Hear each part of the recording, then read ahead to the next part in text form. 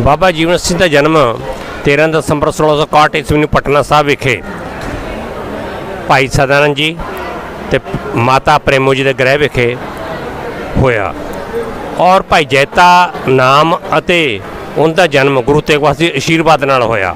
भाई जैता जी गुरु घर च पले पढ़े जवान होए और भाई जैता जी गुरु गोबिंद सिंह जी महाराज नाल पहला पटना साहब फिर आनंदपुर साहब इकट्ठे पढ़ते रहे तो इकट्ठे खेडते रहे और गुरु तेग बहादुर साहब जी नाल हर प्रचार दौर सम नाल जांदे सी। यही कारण सी कि गुरु तेग बहादुर साहब जी ने अपने पंज प्यारिਆਂ 'ਚ उन्होंने शामिल किया क्योंकि सारे गुरु साहबान के पंज प्यारे हुए हैं।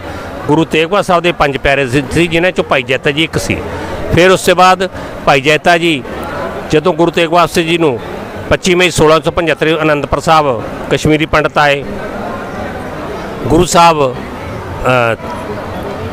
20 जुलाई 1675 दिल्ली वाल चल पे और 15 सितंबर 1675 आगरे तो गिरफ्तार हो गए, दिल्ली आ गए, दिल्ली जेल च बंद करते और गुरु साहब ने जेल में 57 श्लोक रचे।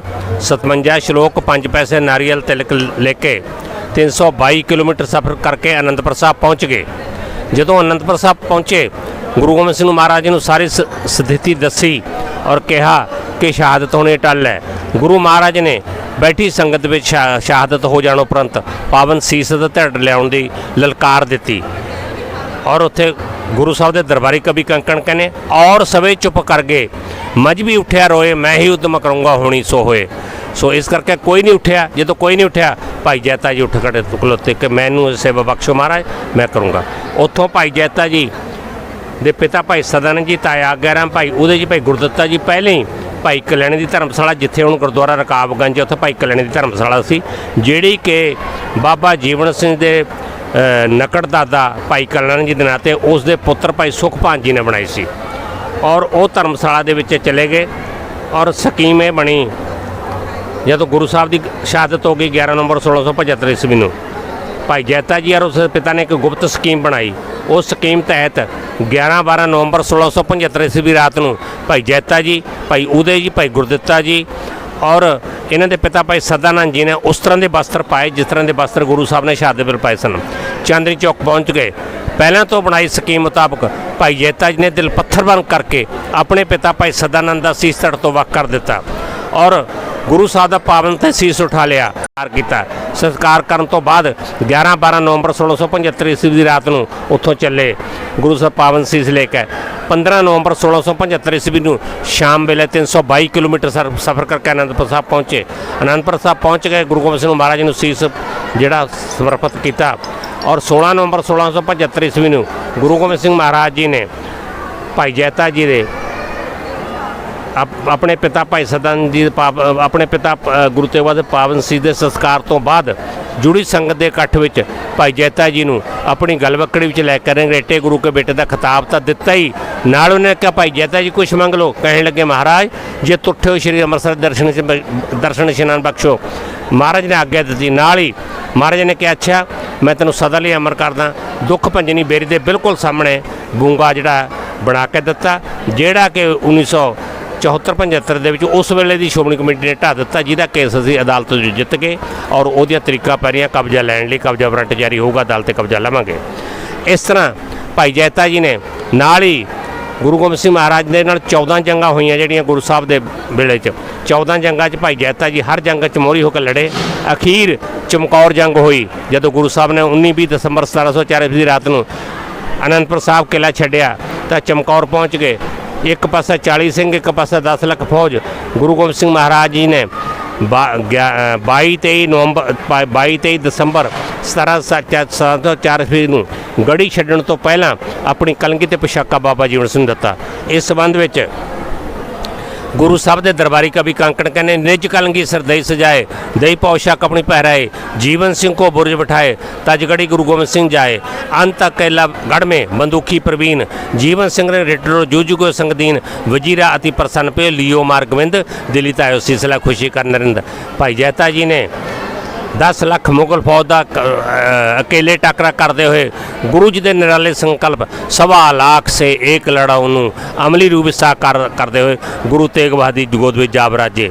साध संगत जी इहो जी कुर्बानी जिस दे विच ਚਮਕੌਰ ਜੰਗ ਵਿੱਚ ਭਾਈ ਜੈਤਾ ਜੀ ਦਾ ਸਹੁਰਾ ਸਾਹਿਬ ਭਾਈ ਖਜਾਨ ਸਿੰਘ, ਭਰਾ ਭਾਈ ਸੰਗਤ ਸਿੰਘ, ਦੋ ਵੱਡੇ ਸਪੁੱਤਰ ਭਾਈ ਸੁੱਖਾ ਸਿੰਘ, ਸੇਵਾ ਸਿੰਘ ਸ਼ਹੀਦ ਹੋਏ।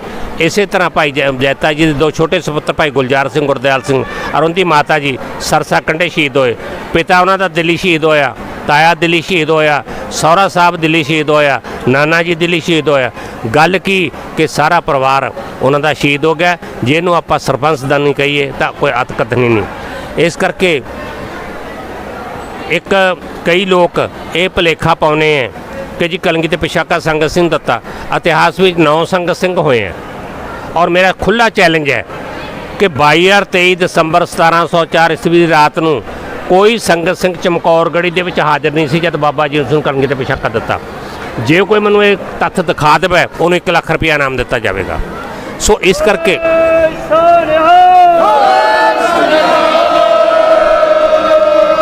ਕਰਕੇ ਬਾਬਾ ਜੀਵਨ ਸਿੰਘ ਦਾ ਜੋ ਅੱਜ ਸੰਗਤਾਂ ਨੇ